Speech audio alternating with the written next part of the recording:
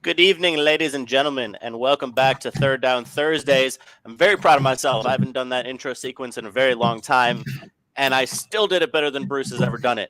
And I can talk smack because Bruce is not here tonight.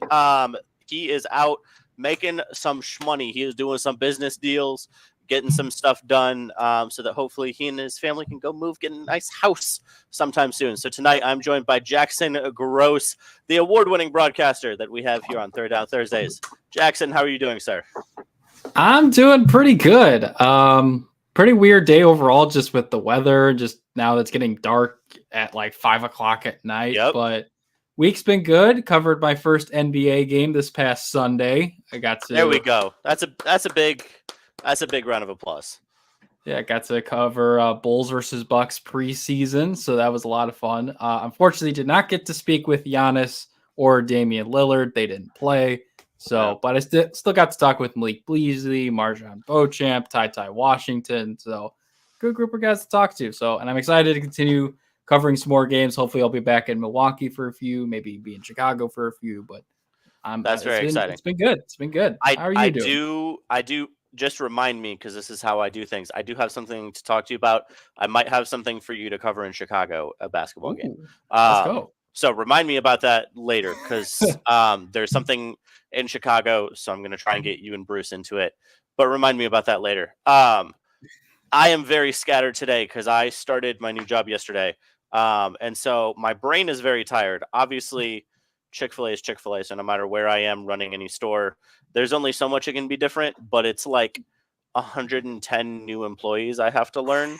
And that's the hard part is all of those names, all of those personalities. Like, it's literally like learning an entire college football roster is how I had it explained to me one time. It's like, you are learning the entire Alabama football roster. And so it takes time. So I'm just mentally a little tired, but very happy that we get to get going this evening. Jackson, I'm going to let you, we have a guest tonight at 7:30. Our friend Justin is going to be joining us to talk some betting, some analysis. He does some work with NBA statistics and things like that. So I know Jackson and I are going to love that. So we don't have much time today to get into some of the shenanigans we normally do, but I will give you, Jackson, you have two things to brag about. One is the Bears, and one is, I believe, you beat me in fantasy. Yes, and those two things go very hand in hand. So for those who don't know, we have a big fantasy league on Sleeper at Third Down Thursdays, and it was, you could say it was rivalry week, and it's rivalry week for me this week because I'm taking on one of our other writers, Cy. So before I get into that part of it, so it was me and MJ this week, and I specifically remember you clowning me for taking Justin Fields as early as I did in our draft stacking him with DJ Moore, which between DJ Moore, Justin Fields, and Stephon Diggs, I had 120 points. And most of those were DJ Moore and Justin Fields. Yes, and that also included Javonte Williams not getting me a 0 and Aaron Jones getting me a 0 because both of them were injured and didn't even play. And I still beat you by like 30 or 40. So yeah, I mean, I don't even, like, the Bears part doesn't really make me mad. Like, okay, they won their first game in 343 days? Like, 46 days, yeah. Okay. The fantasy part is the one that makes me more mad because I didn't even care about Sunday at that point because I was so far gone that there was no hope. Jackson, I played I leagues where I faced a Justin Fields DJ Moore stack. It was not I have 5 leagues, and there were 2 of them that I had to face that, and it was both against Bears fans that I've known for a long time, you and one of my other buddies, and it was just like I got a text Friday morning, "How you doing?" I'm like, "Shut up." Just don't talk to me right now. Just don't even talk to me. And the game sucked. That's what was the worst part. Like, it was never entertaining. It was entertaining for like 10 minutes when I watched every Bears fan on Twitter believe that they were going to blow that 24-point lead. That's what was entertaining. After that and before that, I'm just sitting there like, I'm getting killed. Yeah, and it sucks because that last touchdown was 57 yards. And it was so nearly unnecessary. A pick six. Yeah, it was nearly a pick six the other way. It should have been. But yeah, no. So I'll also take my victory up, and the Bears finally getting a win. They should have had one last week against Denver. Just to throw some things out there, obviously, it was their first win since they beat the Patriots on Monday night last year. It's their first NFC win since week 1 of 2022 against the 49ers. Yikes. So, and they're still looking for their first NFC North win since 2021, their first 2-game winning streak since 2021. And it's bad.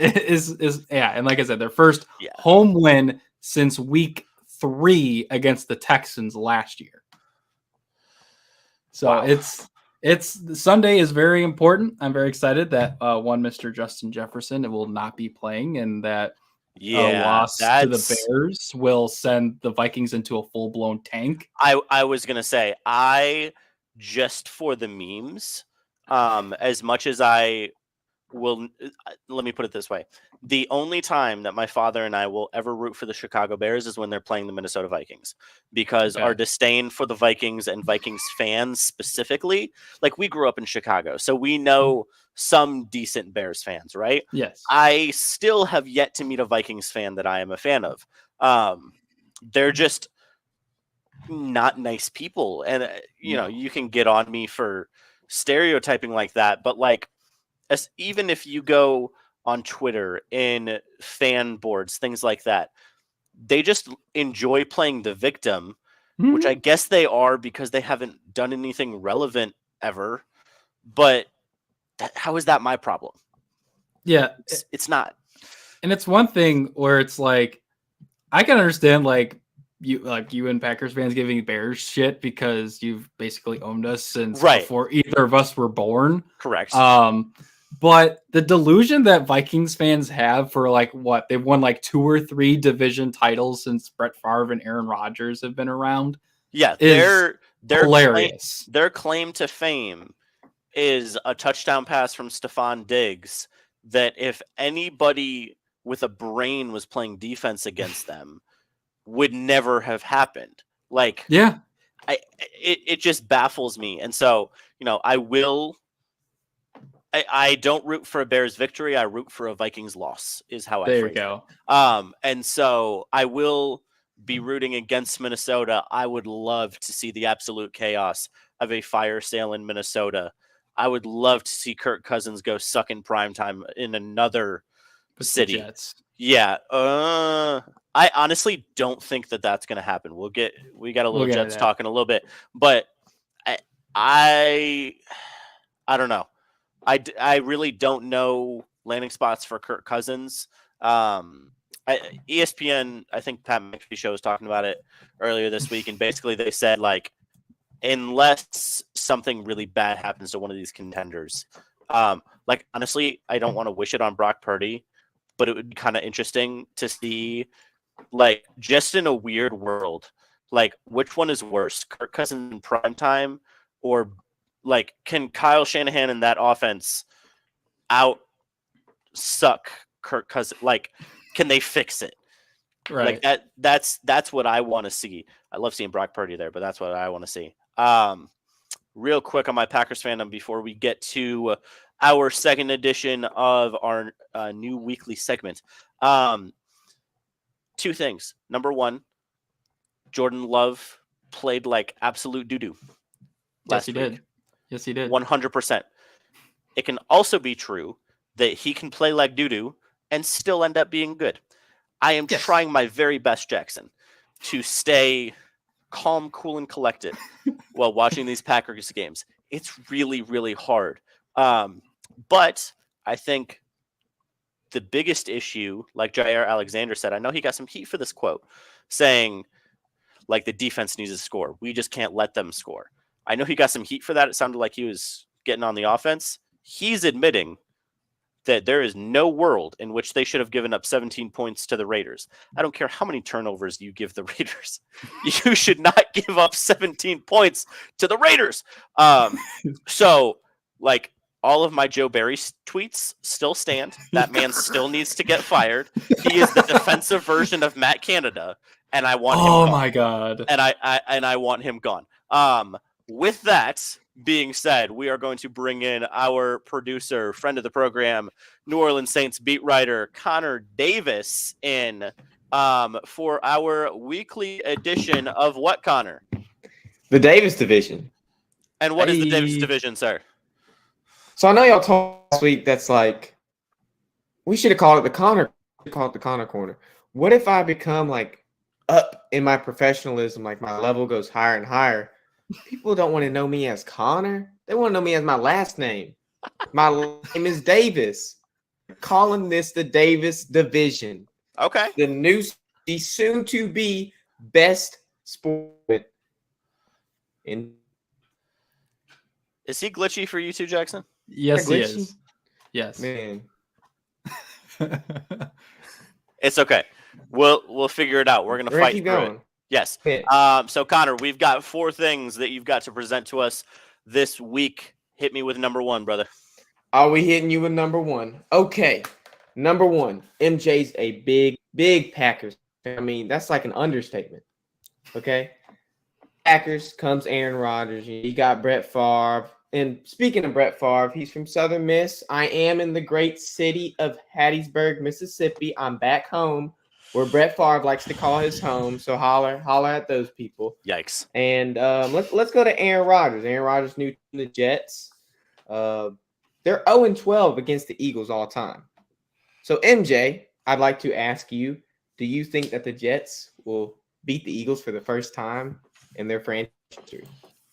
So I've actually liked what I've seen out of the Jets in the last few weeks. It cannot be undersold how difficult it is for Robert Saleh and that coaching staff to go through an entire camp planning for Aaron Rodgers, who is, in my opinion, the greatest thrower of football I've ever seen, to be your quarterback.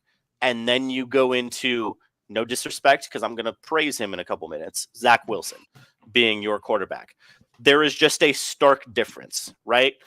That's like expecting to go to a 5-star restaurant and then you get taken to McDonald's. Like, you love you some Mickey D's sometimes. Like, there are times when it hits, but it's not the 5-star restaurant you were expecting to go to. So I've actually been a huge fan of Zach Wilson and what he's been able to do. He has done what needs to be done in that system. The same way I was talking about how the Packers defense needs to step up. The Jets have an incredible defense, and what Zach Wilson needs to do is simply be the guy who manages that offense. He has incredible weapons. You have Breece Hall breaking off 72-yard runs. Like, he has everything he needs around him to be successful. I think if anybody's going to make him successful, I know Nathaniel Hackett gets a lot of crap. Shout out to him for winning that game against the Broncos and how much fun the Jets had with that. Everybody congratulating him after the game like they just won a playoff game. I love that. Zach Wilson needs to be the guy. I think he can. Like, Mark Sanchez won a playoff game for the Jets.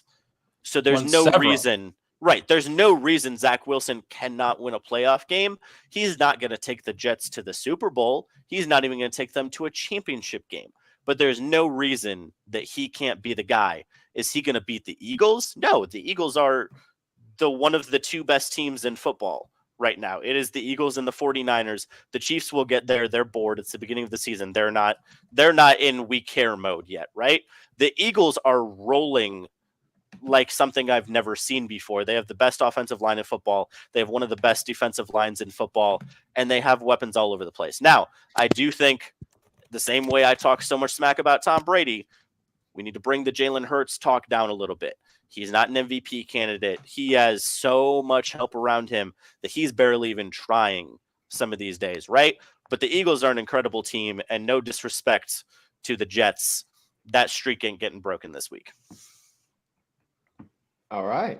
Perfect. I do have a follow-up question, though, because you're saying that Zach Wilson is in New York. He is the man. He's the one that they should stick with. Yes. Do we think Rodgers gets traded in the near future? No, that's laughable. Okay. That's your opinion. That would be the biggest, like, I'm not saying that he's going to come back and be incredible, because he's going to be a 40-year-old coming off a torn Achilles. Like, no matter what dolphin sounds he's listening to or whatever he wants to be doing, like, he can do whatever hooky pooky rehab, and he's still going to be a 40-year-old coming off a torn Achilles. So, I mean, shout out to him and I love that he's rehabbing with J.K. Dobbins, doing his best to, bring some. He has Breece Hall. Why would he be recruiting J.K. Dobbins? Replace Dalvin Cook. Okay. Connor could replace Dalvin Cook. He's washed. What? Anyway. I think Rodgers will come back. I think he's just going to be even less mobile next year, which is fine, because he really wasn't mobile the last 3 years in Green Bay. He'll just be a pocket passer, and he has so many weapons still there. But for the time being, you're not going to get much better. I mean, maybe Kirk Cousins, like we were talking about earlier, would be the only replacement that could be better, but he still has to learn the entire offense. And the Nathaniel Hackett offense is not simple. So keep Zach Wilson, let everybody else, let the boys play around him, and see what you can do. Perfect. All right, Jack, I direct this next question to you. We're going to keep it on the NFL topic for right. We'll change in just a second. Okay. But I want to talk to you about the Broncos. That's right. Last week, they decided to waive Randy Gregory. Okay, we're thinking they got a hit off their D-line. Like, what's going to happen? Who are they going to replace it? Now the superstar D-end last year, Frank Clark, they signed to a 1-year deal. I feel like you're pretty familiar with that. They decided to part ways with him today. What does this mean for the backups on the D-line on the Broncos, and where do you think Frank will end up? So as it pertains to like the Broncos D-line, I think this is a pure move of like, yeah, we beat the Bears, but we really, really suck regardless of that. And we're not going to beat teams that have more competent coaching, more talent, because the Broncos are a bad football team. I know Nathaniel Hackett last year got a lot of crap for some of the stuff that was going on, and deservedly so. That first game in Seattle was horrible.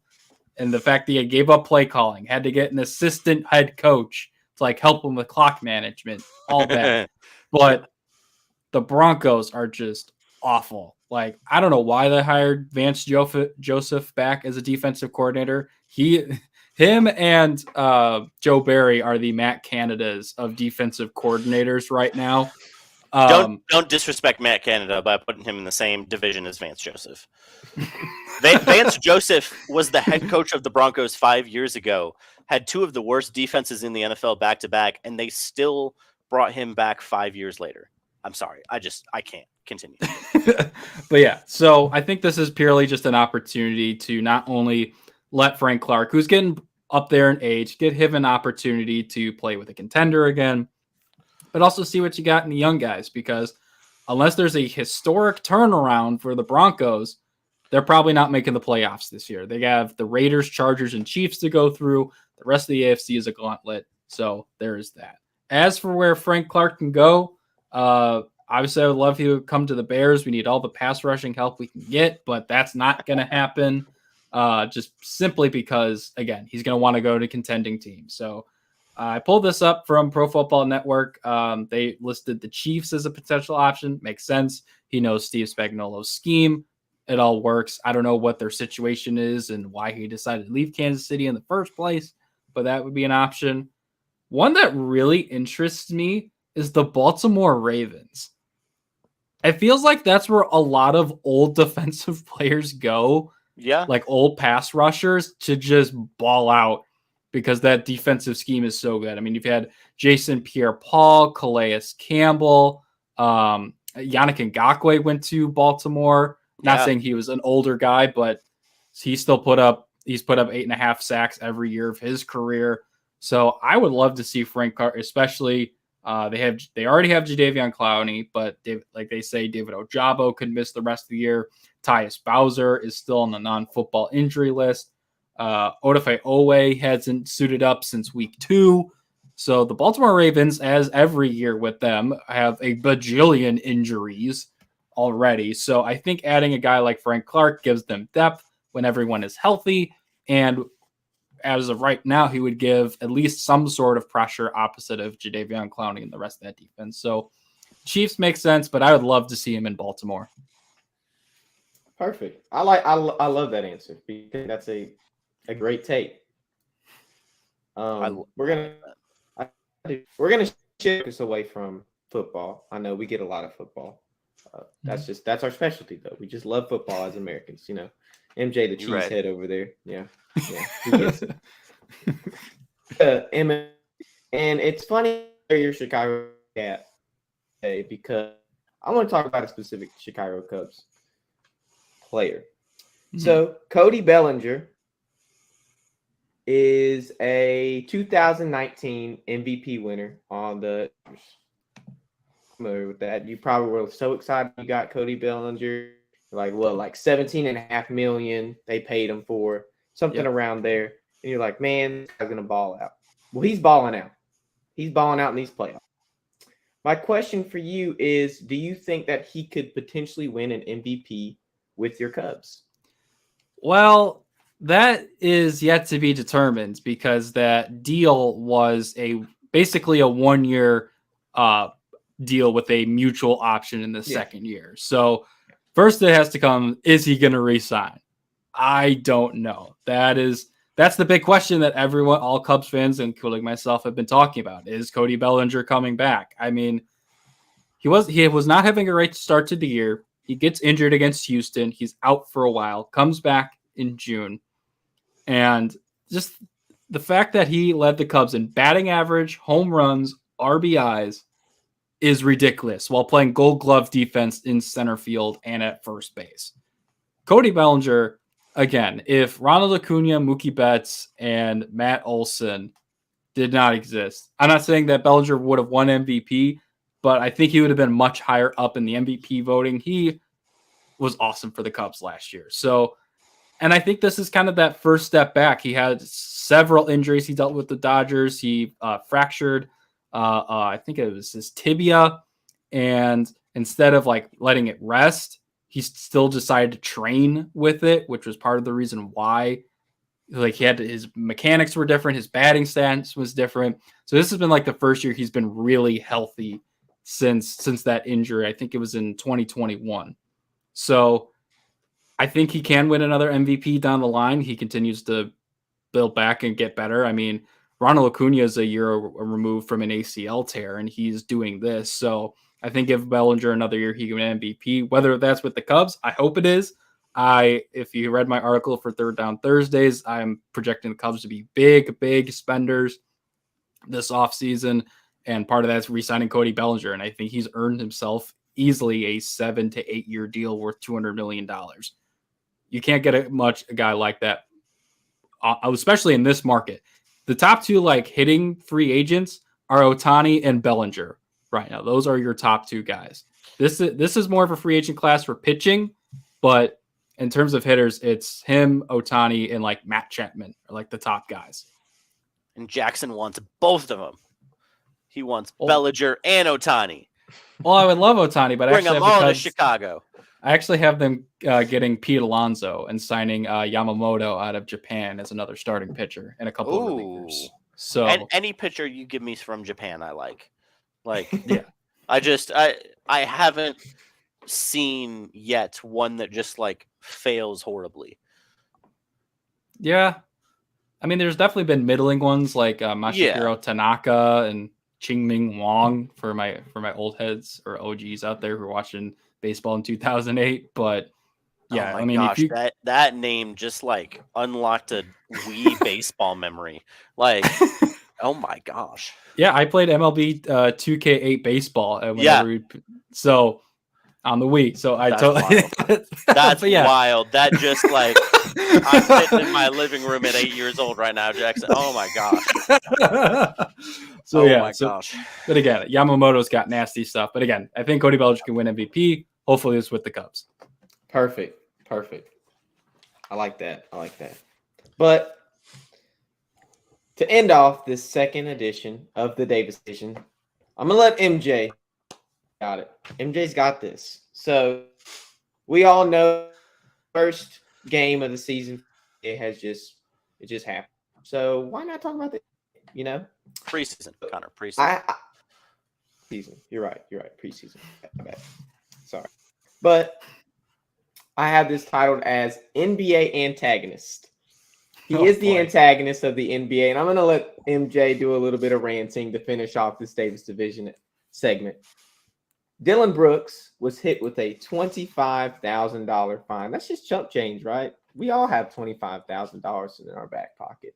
He was fined for, quote, recklessly making contact with Pacers center Daniel Theis. MJ, what's your take on Dylan Brooks? Do you like him? Do you not? What are we saying? Connor, I've got 3 minutes and I'm going to make these last. Dylan Brooks is just an abomination of a basketball player. First of all, if you're going to talk, at least be able to shoot, okay? He can't dribble. He can't shoot. He can barely even defend, which he's supposed to be good at. Like, here's a picture of him smack talking James Harden. If I had to guess, Harden probably put up 30 in this game, okay? Dylan Brooks isn't wanted in Memphis, which is supposed to be a young team, scrappy. Like, if he had played his cards right in Memphis, he would have been the identity, the guy. I mean, the Warriors have kept Draymond Green around for so long, and even when he is still questionable in terms of offensive production, he plays defense and he gets in people's heads, right? And that's one of the reasons Chris Paul wanted to come to Golden State, because he was like, I'd rather play with Draymond than against him if I can avoid it. Well, Dylan Brooks just went off to Houston because they were the only team in the NBA that could pay him. So if you want to ask me if it was dirty, well, here you go. Yes, it was dirty. Poor Daniel Theis. Not only did he get shipped out of Boston and has to go play in Indiana now, he has Dylan Brooks headhunting him, but the bad version. I just don't even have words for Dylan Brooks at this point. He's yikes. I mean, it's the same way that like when Draymond Green does something now, everybody assumes he did it. Like that's where Dylan Brooks is. You see this picture and the first thought is, oh yeah, that's just Dylan Brooks. Like that's the reputation you yourself, and you want to talk smack and you want to go back and forth with all of these stars. You haven't earned that. My brother, you are wearing number 9 in a preseason game for the Houston Rockets. Just going after Daniel Theis in bad ways. And you want to be discussed as one of the top people in the NBA? I can't with that young man. He loses to the Lakers, 40-year-old Lakers squad in the playoffs. Yeah, it's terrible. But yeah, Connor, once again, thank you so much for your weekly segment. We look forward to another edition. I'm going to send you back into the background. Before we get to our commercial and then our guest, I did have a couple comments I wanted to throw up. A lot of fans of Connor's new segment here. Okay. We've got a lot of people. Apparently Connor is fine. Whoa. So shout out to Connor, doing a great job as always.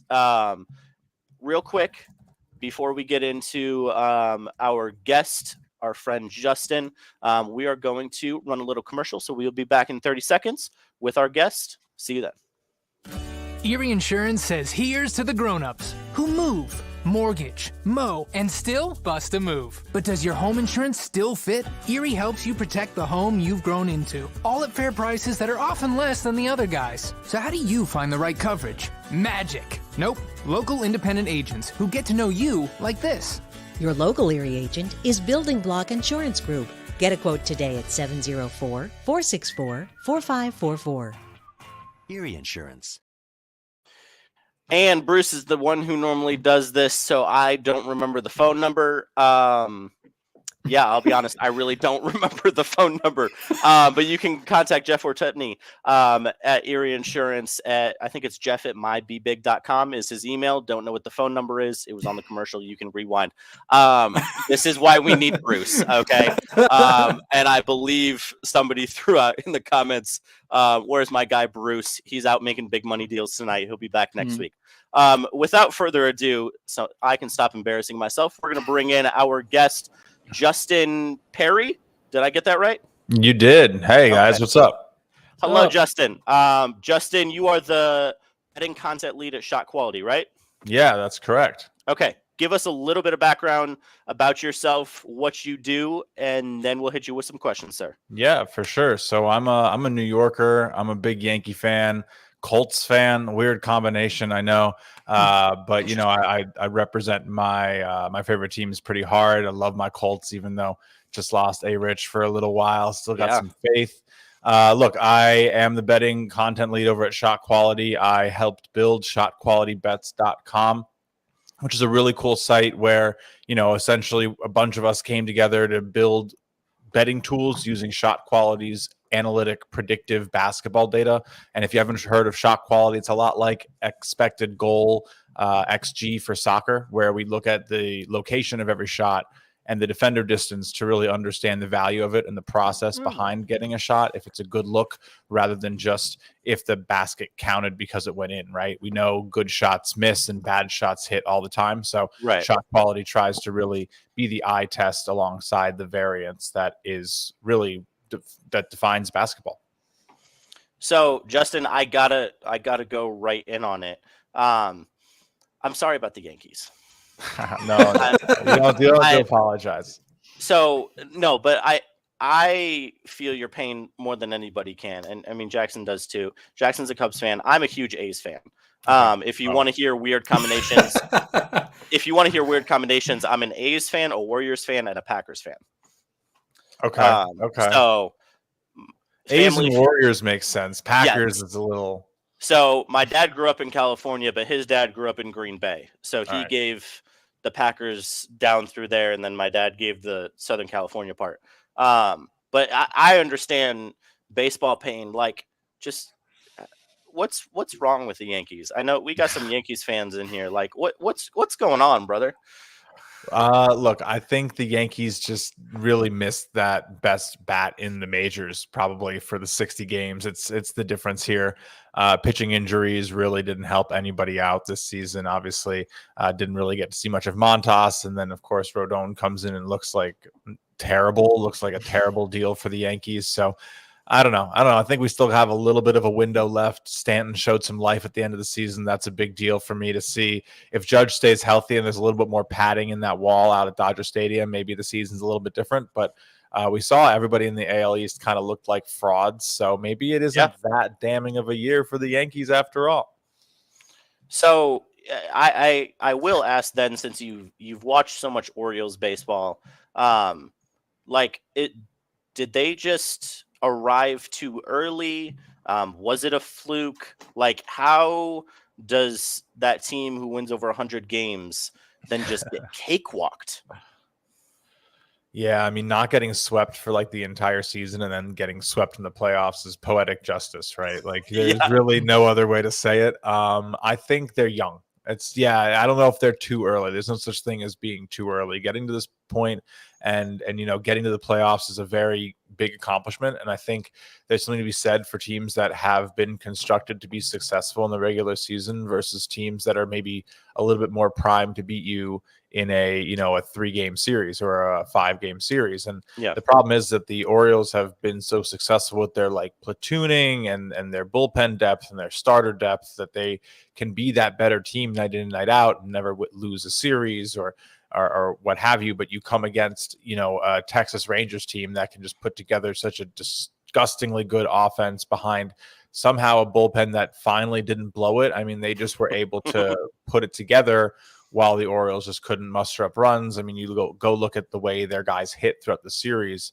Santander, Mullins, Hayes, Mountcastle, all those guys I think maybe combined for 10 hits. So you're not winning a series without hitting. And the Rangers just look great. I'm excited. This is going to be a great series against the Astros. Justin, you said you still have faith in the Colts. This is my last non-NBA question. I'll let Jackson start off the NBA part, but you said you still have faith in the Colts. I saw, and correct me if I'm wrong, I believe there was a very inspirational Gardner Minshew post-game chat, if you might say, with the team after their last game. I mean, can he hold down the fort till Richardson gets back, which I've seen could be up to 8 weeks? Yeah, I think he can. Honestly, the way that the run game has looked behind that offensive line, I don't know if you have to be a star-studded quarterback to lead this team to, I wouldn't say victories, but to compete in games. Yeah. And Minshew is going to do that. He's a game manager, probably more so than Richardson, who obviously was going to make some beautiful throws, but probably also hurt you with some ugly ones. So I'm interested to see how it goes. Of course, Jonathan Taylor coming back, Zach Moss looking awesome. 1-2 punch there on the ground is really going to be how they're going after it. Trade rumors today bubbling up about Jerry Jeudy potentially being in the eye of the Colts. That'll be very interesting to see him paired with Pittman and Downs, who've been playing pretty well. And then they have the tight ends. I mean, Mo Alley Cox is no joke. I don't know his first name. Tyler Granson, I think is his name. Young tight end as well. So really excited to see what they're able to do. Of course, the quarterback's a little bit of a liability, but you can't say it wasn't already. So, there wasn't much of a reaction to no Rich. The lines maybe kind of knew that was going to be what was going on, and the betting markets didn't really shift. But Minshew should be able to keep this team competitive. They have a decent defense, and they're definitely gonna challenge you on the offensive side of the ball just because that offensive line is so good.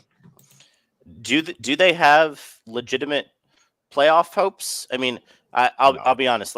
Obviously, I pay attention to the NFL, but the AFC South has not looked as just cut and dry as I thought it was going to be. The Jaguars are good. I still think they'll win the division, but it looks a lot more competitive than I thought it was going to be. No, I mean, the Jaguars just beat the Bills, right? So that's a massive win for that team showing up in London. Maybe a little bit too much home field advantage for being over there. That's where they're used to. I don't know.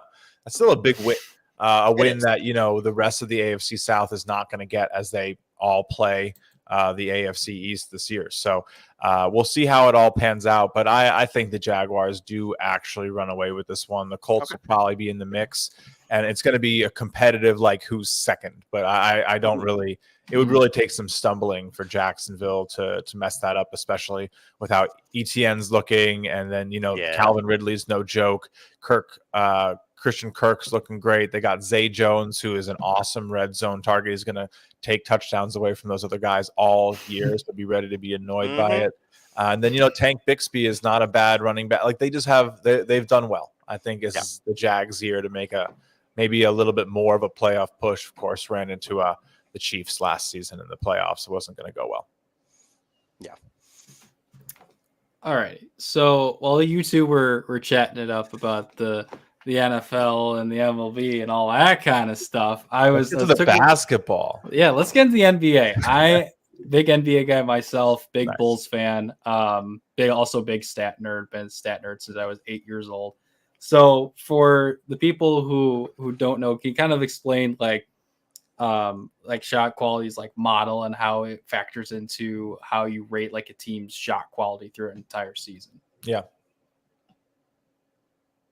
So, I mean, essentially what ends up happening, right, is like shot quality is an AI and computer vision company that uses algorithms that sort of started very differently than what they look now.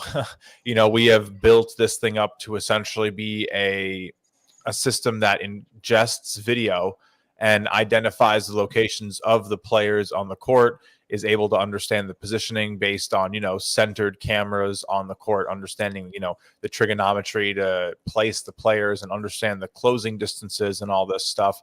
And from there, essentially every single shot is graded on a percentile expectancy 0 to 100, right? So, and then essentially it's factored in just the number of points attempted versus the shot quality expectancy.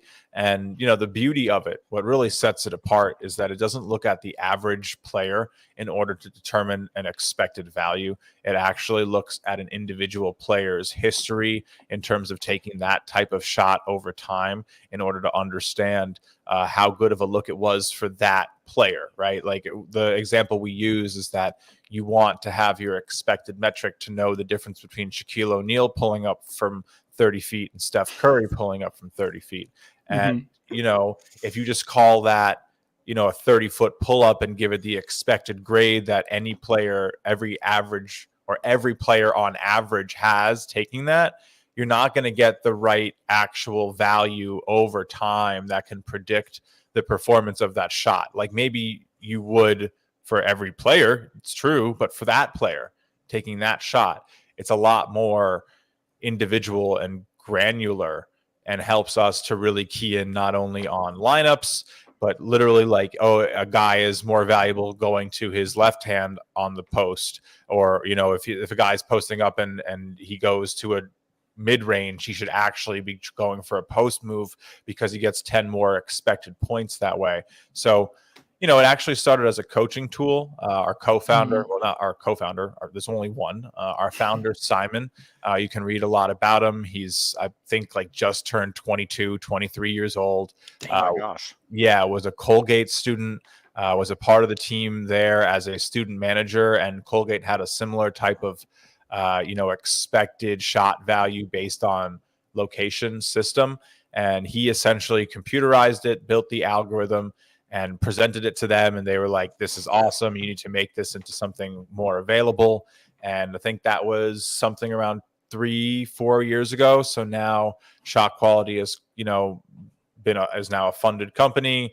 We've hired out over 20 employees, full-time employees. There's a lot more on the team, a lot of data scientists, a lot of analysts, content creators, a lot of people on the coaching side. So it's really just a highly predictive tool to understanding basketball performance faster than the actual results on the floor. Wow, that's incredible. I love this kind of stuff. It's just like, I do, because it's so analytical. It's so awesome to be able to break the game down like that. So I was looking at last year's stats, and the adjusted shot quality was not kind to the Bulls last year. They were bottom 10 in shot quality, or just a shot quality. So what does the team have to do, or what do you think like the moves the Bulls made this year will like help improve that so they can actually be like a better team this year? I think, how moves sort of pan out is always kind of interesting. I mean, the Bulls, definitely didn't have the kindest numbers in shot quality system last year. But that was a lot to do with the fact that you have guys on that team, especially someone like, DeRozan, who takes a lot of mid-range shots. And one of our key metrics is the right word, is the rim and three rate. And it sounds very straightforward, but it's super important to us in terms of just getting the most valuable shots in basketball. And I'm looking up the Bulls numbers here. Do forgive me for a second. But, that was actually something that the Bulls did pretty well. They just allowed too many points on three. So I think, if I'm looking at the Bulls season coming off of like last year and even 2022, For me, it probably has a lot to do with getting the offensive boards, which have been a little bit of a trouble for this team, and probably just locking down the 3-point line on defense. Their offense has been pretty good. I mean, you got guys like Levine, and you still have man, why can't I? Vucevic? Yeah, Vus, whatever they call him. Vooch. Yeah, I love him. His game was one of my favorites back when he was in Orlando, and I think there's just maybe you can tell me a little bit more about it, but I feel like there's this little like plague hanging around this Chicago program. They losing like Lonzo Ball, not really being able to have like this court martial, Kobe White not really being the player I think people wanted him to be. But I don't know. I mean, you still got Levine, DeRozan, and Vus. I don't really see why they can't be a competitive team in the East and definitely make the playoffs. I think that's well within their reach. 42-42 last year, right? Yeah, they were 42-42 last year, but that was also with starting Patrick Beverly down the stretch and just a lot it was the flip side of when they had Lonzo Ball. They were beating all the bad teams. They're beating the Rockets, the Magic, and all those kind of teams and losing to the 76ers, the Celtics, and the Nets.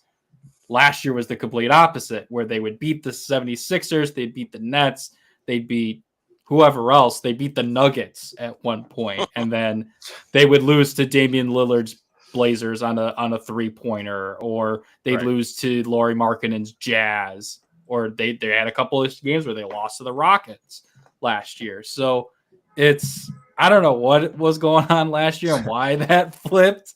Like, I appreciate the flip, but you still got to go be better against bad teams. So, and I think just injuries in general were still a bit of an issue.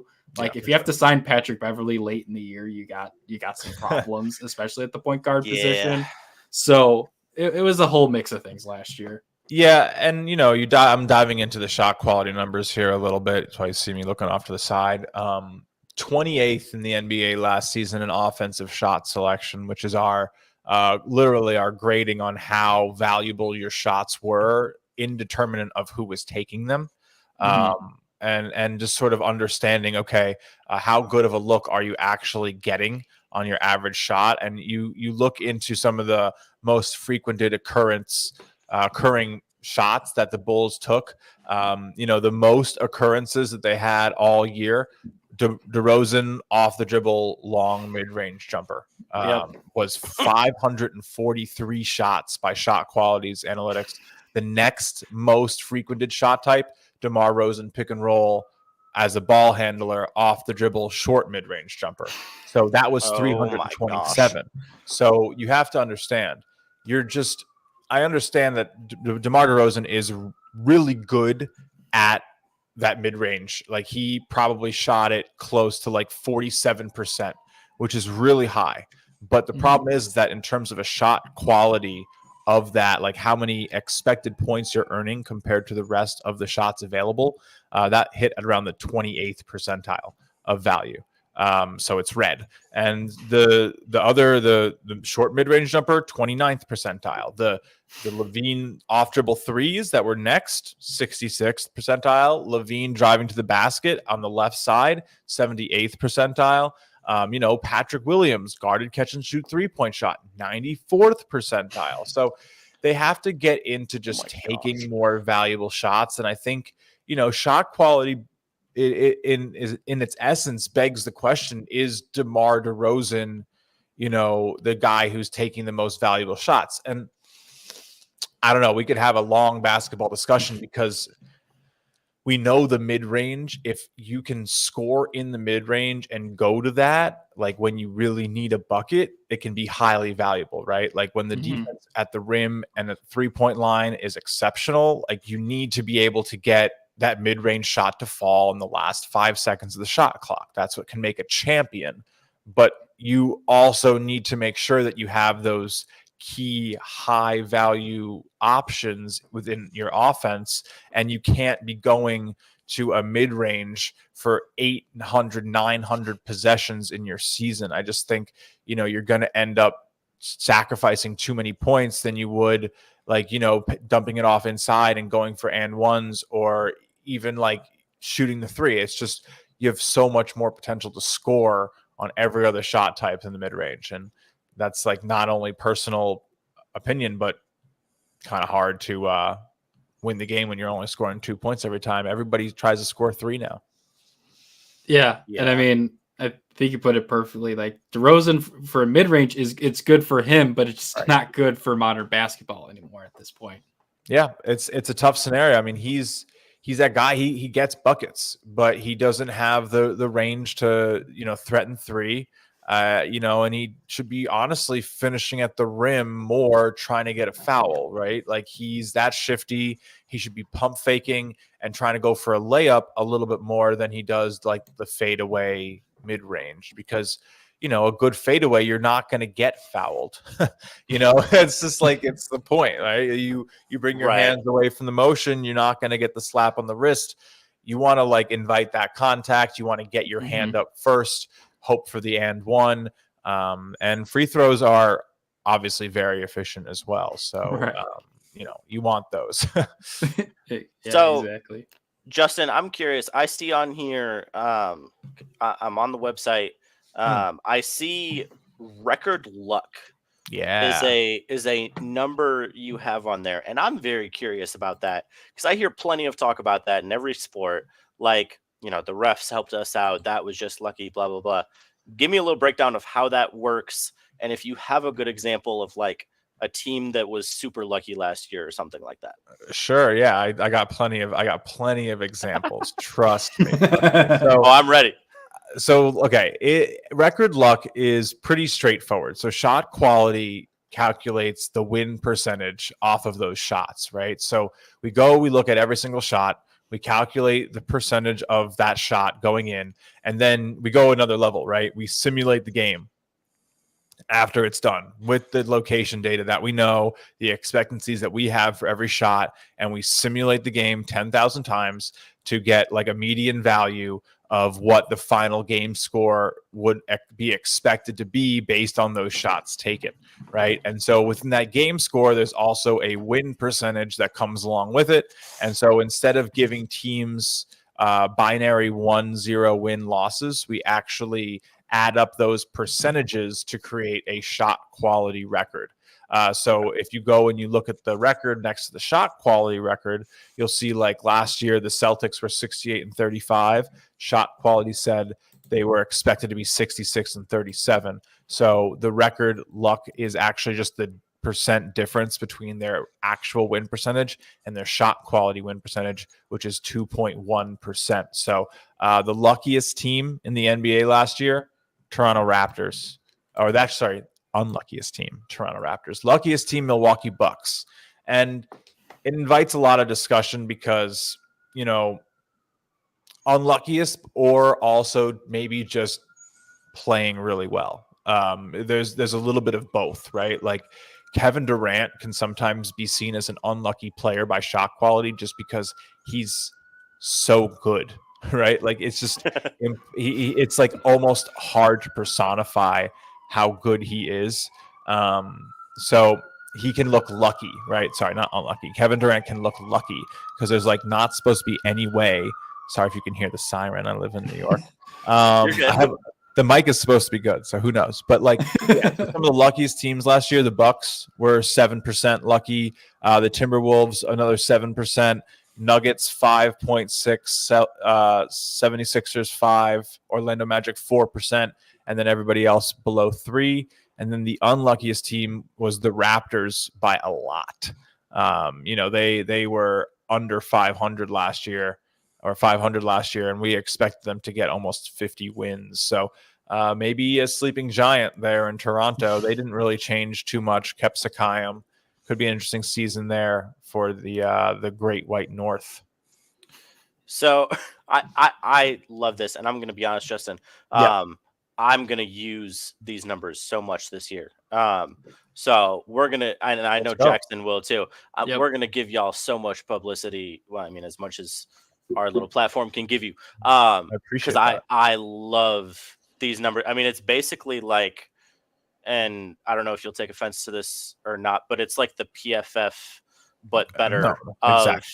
It's that for basketball.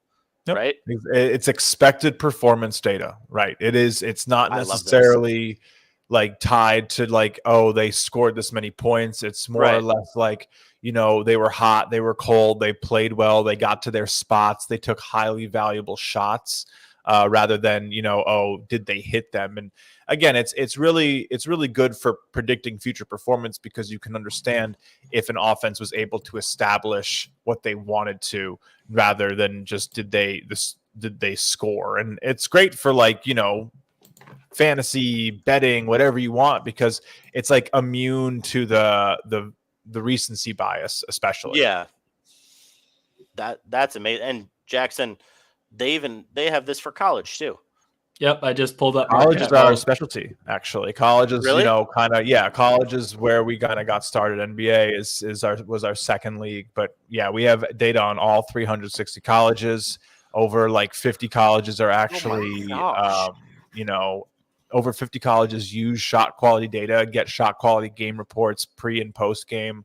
UConn shot quality using School just won the championship, and gave us some nice shout outs on how they were able to use the data to sharpen their rotations. So if you Jackson, guys are they've got Bradley in here.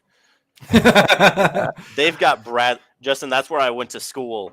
Wow. Yeah, good old Bradley University in Peoria, Illinois. I never thought I would see them.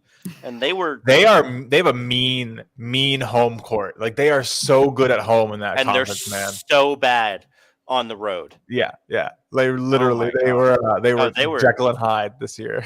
They were very lucky this year. Oh my gosh. Okay. That's crazy. That's crazy. And I'm excited. I'm glad you guys like it. We'll have to like hook you guys up, maybe with some graphics or something, give you a shout out, maybe a code for your listeners if they want to check out the data and all that good That'd stuff. Be awesome.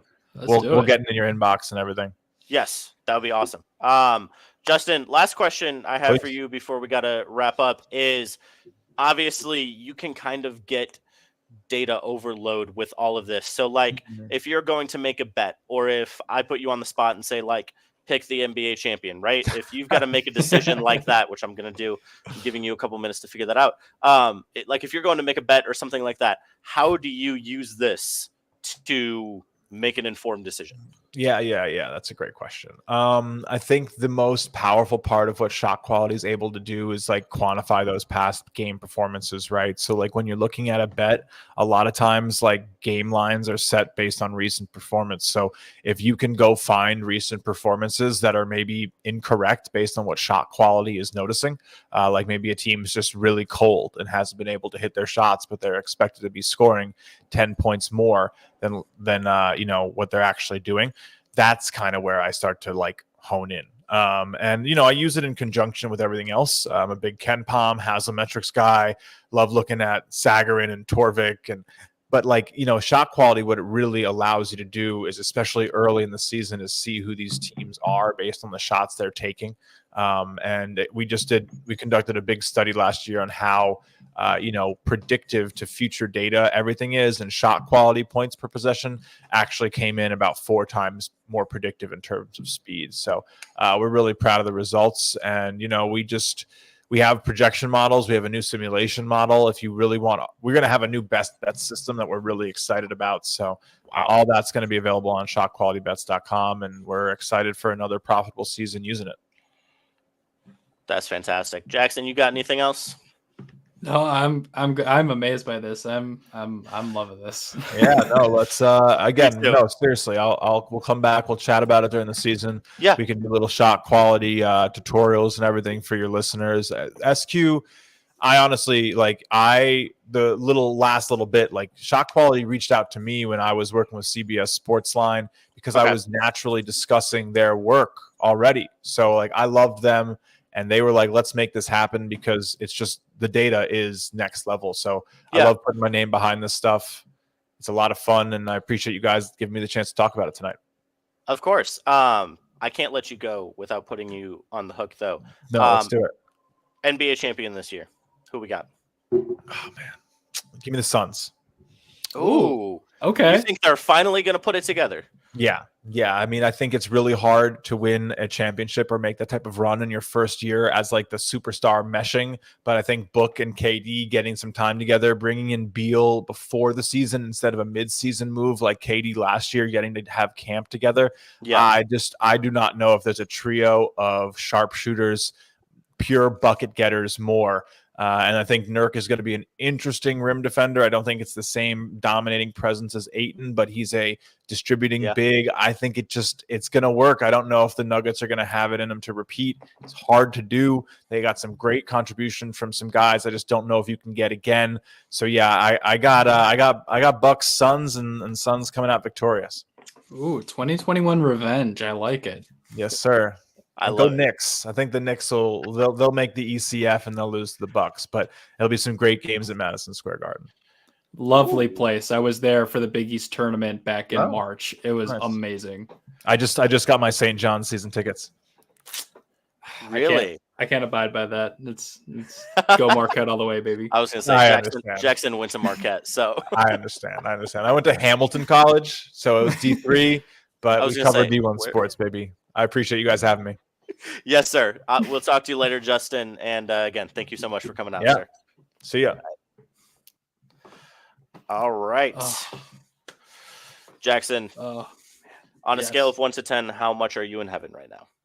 I'm at an 11. Like the inner nerd and like numbers guy, even though I like math, but this is just amazing. This is like the kind of thing I wish I had or knew it existed when I was in college, like writing about Marquette men's basketball team. Because this is this is a great thing to have to like quantify and add stuff to articles. And like, why did I know this existed? Because I can go back and look in 2020, when Bradley made their little run, and when I can go back and look. And they should have been 4 games worse than their record. And look at all, and I'm looking at all of this, and I'm like, yeah, they're like, and just look at all this and be like, yeah, that matches up to what I watched all year. Like this is crazy. Wow, I was actually looking at 2020 for Marquette, and they accurately predicted their record. They went 18-12, and they predicted 18-12. This is crazy. I'm going to have so much fun with this. Once again, thank you so much to Justin for coming on the show and everything. We had a fantastic time. Real quick, Jackson, we don't have time for a full prediction of all the NFL games. You said Bears got Vikings this week. Yes. Real quick, let me pull up the spread. I think it's 2.5 for the Vikings last time I checked. 3 for the Vikings right now. 3. Okay. Over under at 44. What you got for me? I'm gonna give it to the Bears, especially with no Justin Jefferson for Minnesota. The run game has not been going at all for them. And plus the Bears are at home, and they're getting Jalen Johnson, Eddie Jackson, and Kyler Gordon potentially all back this week. And even then, Terrell Smith looked really good against Washington last week. So give me the Bears, but I think it'll still be close. I think Minnesota can cover that 3 points. It'll probably be, based on how both defenses have done, it'll probably be a 31-28 Bears win. So I'll take the over on points. Okay, I like it. Packers don't play this week, so I don't have that, but I am going to give you just my most interesting game of the week. There's not necessarily like a really good game that I actually want to watch for the competitiveness. I want to watch the Dolphins go up against the 0-5 Panthers and just see how many points. Like, obviously, they put up a lot of points on the Broncos. I just want to see if they can do it again. Because the spread is currently Miami by 14. They're at home at Rock Stadium, and I understand Devon Chain is out. Yes. But, I mean, they still got Raheem Mostert. Yeah, I was going to say, I don't really think it matters. Like, you still have Raheem Mostert, Tyreek Hill, Jalen Waddle, and then an amazing complement of players. So I'm excited to see how many points they can put up in that game. Yeah, that's going to be a fun one. I will say there is going to be a pretty good game going on in Cleveland between the 49ers and the Browns. I don't know if I don't know if Deshaun Watson's going to play. I'm just interested to see how dominant both defenses are going to be in this game. I think that's, and just strictly from the preseason expectations of the Browns and the 49ers. And it's a matchup we don't get to see that often. It's going to be in Cleveland. But yeah, I honestly, San Francisco's favored by 10. I would not be opposed to taking Cleveland to cover that. Over under at 36 points. 36. So that's like that's like 21-14 is still under. Yeah. Yeah, I could see that. Yeah, it would depend if Cleveland breaks down. If Cleveland doesn't have Deshaun Watson this week, I'm taking the over. You're taking the over?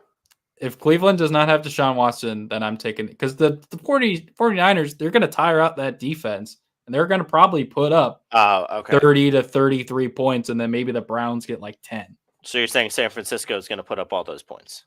Yes. Okay, that's fair. I'm not mad at that. I'm not mad at that at all. Jackson, thank you so much for filling in today, sir. It has been a pleasure. Have we done this before, you and me? I think on Third Down Thursdays, maybe once. It's been a hot minute. I barely remember. So yeah, I'm happy to fill in for Bruce all the time, or for you all the time. So I'm happy to fill in for Bruce tonight. It's been fun. Yes. You are regular call-in. Are you lefty? I'm a righty. You're a righty. Call in the righty. Get him in here. And speaking of which, what you got going on Monday? Give yourself a little promo.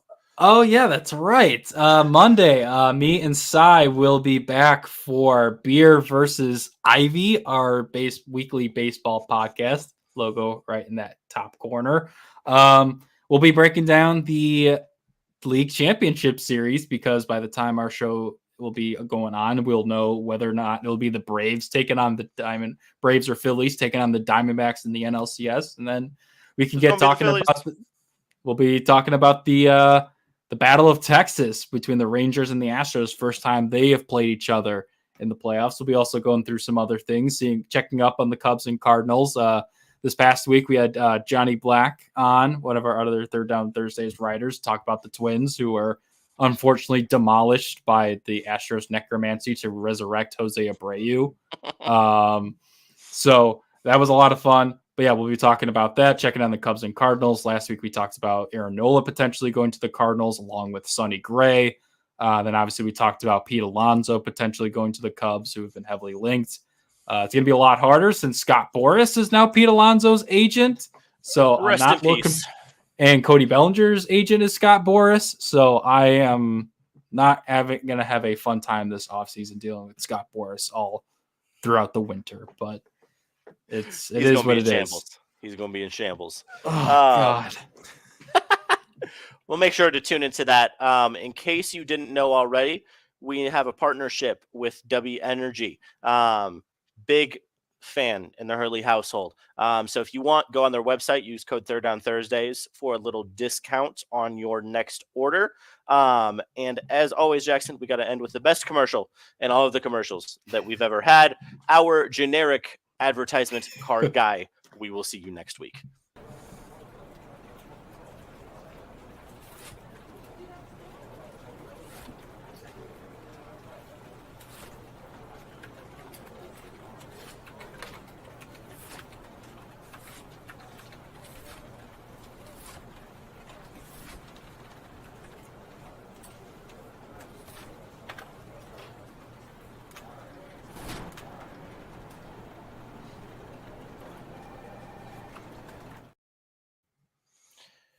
Go Bears, Jackson.